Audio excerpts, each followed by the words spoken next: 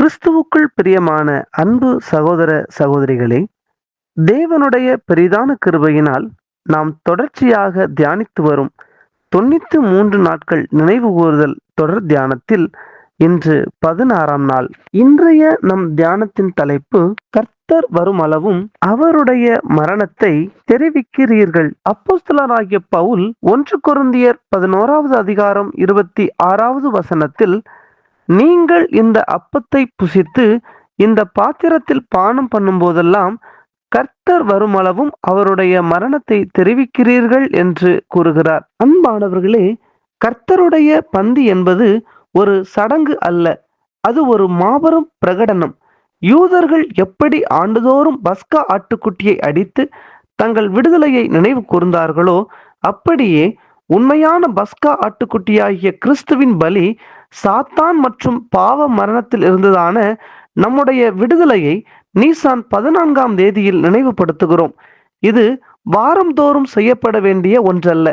ஒருவருடைய பிறந்த நாளையோ அல்லது நினைவு நாளையோ நாம் எப்படி அந்தந்த தேதிகளில் ஆசரிக்கிறோமோ, அப்படியே கிறிஸ்துவின் மரணத்தை அந்த குறிப்பிட்ட ஆண்டு நாளில் ஆசரிப்பதே வேதாகம முறைமை. இயேசு கிறிஸ்து தமது கடைசி பஸ்கா உணவிற்கு பிறகு லூக்கா 22ஆம் அதிகாரம் 19வது வசனத்தில், என்னை நினைவு கூறும்படி இதை செய்யுங்கள் என்று கட்டளையிட்டார். பழைய ஏற்பாட்டு பஸ்காவிற்கு மாற்றாக புதிய ஏற்பாட்டு கால சபைக்கு இந்த நினைவு கூறுதல் ஆசரிப்பை அவர் வழங்கினார்.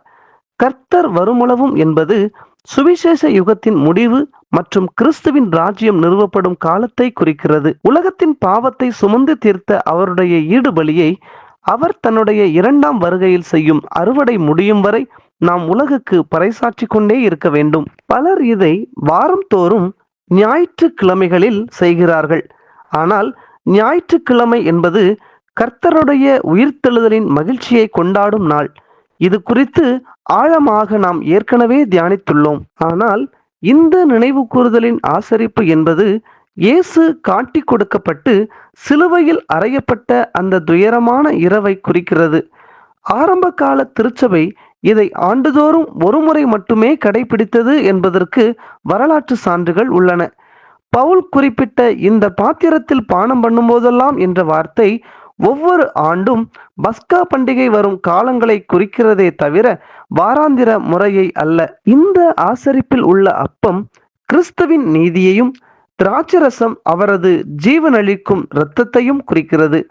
நாம் இந்த அப்பத்தை பிட்கும் போது நாமும் கிறிஸ்துவின் சரீரத்தில் ஒரு அங்கமாக இருந்து அவருடன் பாடுபட ஒப்பு கொடுக்கிறோம்.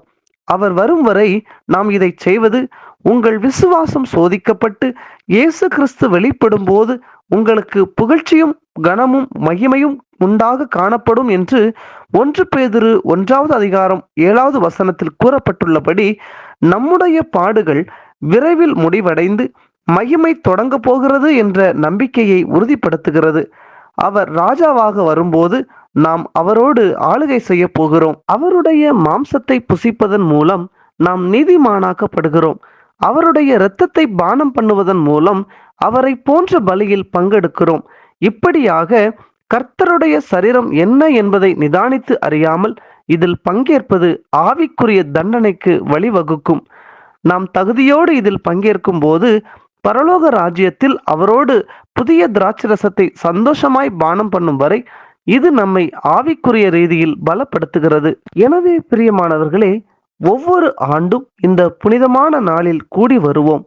நாம் தனிமையாக இருந்தாலும் சரி, சபையாக இருந்தாலும் சரி, கர்த்தருடைய கட்டளைக்கு கீழ்ப்படிந்து இதை செய்வோம். கர்த்தர் வருமளவும் இதை தொடர்ந்து செய்வோம். நாம் கேட்ட இந்த சத்தியத்தை நம்முடைய இருதய பலகையில் எழுதி கொள்வோமாக. தேவ கிருபையும் இரக்கமும் தொடர்ந்து ஒவ்வொரு நாளும் நம்மை வழிநடத்துவதாக. அன்பு சகோதர சகோதரிகளே, நமது 93 நாட்கள் தொடர் தியானத்தில் நாளைய நமது தியானத்தின் தலைப்பு, கர்த்தருடைய பந்தி அனுசரிப்பு முறைமைகள். இதற்கான ஆழமான சத்திய விளக்கத்தோடு நாளை நாம் சந்திப்போம். கிறிஸ்துவுக்குள் பிரியமான சகோதர சகோதரிகளே, இதுபோன்ற அநேகம் ஆழமான சத்தியங்களை முழுமையாக பார்க்க நமது சத்திய கருவூலம் யூடியூப் சேனலை சப்ஸ்கிரைப் செய்து பயன்பெறுங்கள்.